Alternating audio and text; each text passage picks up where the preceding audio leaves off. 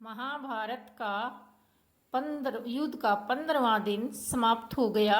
या पांडवों के सेनापति धृष्टद्युम्न ने भगवान श्री कृष्ण की मदद और पांडवों के छल का सहारा लेकर कौरवों के सेनापति द्रोणाचार्य को निहत्था जानकर तलवार से उनका सिर काटकर उनका वध कर दिया था।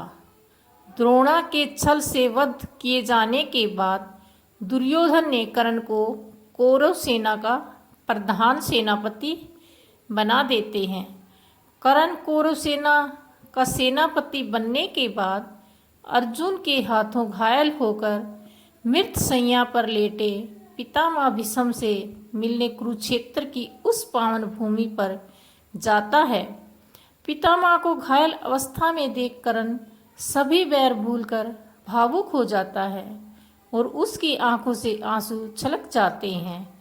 कर्ण भावुक होकर भीष्म पितामह से कहता है, हे भरत शिरोमणि गंगा पुत्र भीष्म, यह राधा पुत्र कर्ण आपको सादर प्रणाम करता है और आपसे अपने किए सभी अपराधों के लिए क्षमा चाहता है। इस पर पिता माँ की आंखें खोलकर कर्ण को देखा और कहा, यशस्वी भव पुत्र, यशस्वी भव पुत्र। पुत्र, आज तुम्हें इस युद्ध में गंगा पुत्र भीष्म की याद कैसे आ गई?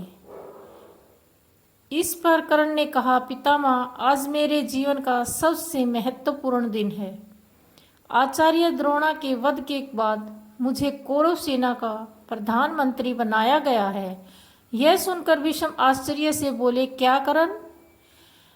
आचार्य द्रोण का वध? इस पर कर्ण ने कहा, पितामह, आचार्य द्रोण का वध हमेशा धर्म की बातें करने वाले वासुदेव और अधर्मी पांडवों ने किस तरह निहत्थे आचार्य द्रोणा का अधर्म से मारा।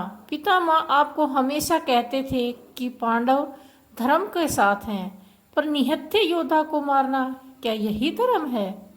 युद्ध शुरू होने से पहले क्या आपके बनाए गए नियम यही थे? गंगा पुत्र भीष्म, आप एक श्रेष्ठ योद्धा होने के साथ साथ मेरे गुरु भाई भी हैं। इस नाते मैं आपको वचन देता हूँ कि युद्ध शुरू होने से पहले जो नियम आपने बनाए थे उन्हीं नियमों में रहकर मैं यह युद्ध करूँगा और मेरे सेनापति रहते कौरव सेना की ओर से कोई अधर्म नहीं होगा। परंतु हे पितामह, युद्ध में जाने से पहले मैं आपसे पूछना चाहता हूँ कि आपने मुझे अपने ध्वज तले युद्ध करने का सौभाग्य क्यों नहीं दिया था? इस पर भीष्म पिता ने मुस्कुराते हुए कहा, इसका कारण यह है कि पुत्र की इस महाभारत के युद्ध में इतना लहू बहेगा, इतने शूरवीर मारे जाएंगे कि संपूर्ण भारतवर्ष में शूरवीरों का अकाल पड़ जाएगा। पुत्र, अगर इस युद्ध में तुम भाग लोगे तो अर्जुन और तुम में से एक ही जीवित बचेगा और मैं यह चाहता था कि पुत्र तुम दोनों ही जीवित रहो। पुत्र, यदि युद्ध रोक सको तो रोक लो, किंतु यदि यह युद्ध रोक ना पाओ और युद्ध करना ही पड़ जाए तो पांडवों के पक्ष में युद्ध करो। यह सुनकर कर्ण ने कहा, पितामह, यदि मैं ऐसा करूं तो द्रोणाचार्य के दुर्योधन के नमक के ऋण का क्या होगा? और आप तो वचन का मूल्य जानते हैं, इसलिए हे पितामह, मुझे आशीर्वाद दीजिए। इस पर भीष्म पिता ने कहा कि पुत्र, मैं तुम्हें विजय का आशीर्वाद नहीं दे सकता, किंतु यदि कोई और आशीर्वाद पाना चाहते हो अवश्य मांग लो। कर्ण ने कहा, श्रेष्ठ योद्धा, मुझे बस एक ही आशीर्वाद दीजिए कि मैंने जीवन भर केवल सम्मान पाने के लिए ही संघर्ष किया। मेरी मृत्यु के पश्चात समाज में मेरा नाम सम्मान के साथ लिया जाए। इस पर भीष्म ने कहा, पुत्र, यदि सम्मान की इच्छा रखते हो तो विजय के लिए युद्ध करो, वध के लिए नहीं। मनुष्य का वध तो छल या कपट से भी किया जा सकता है, किंतु उससे सम्मान नहीं मिलता।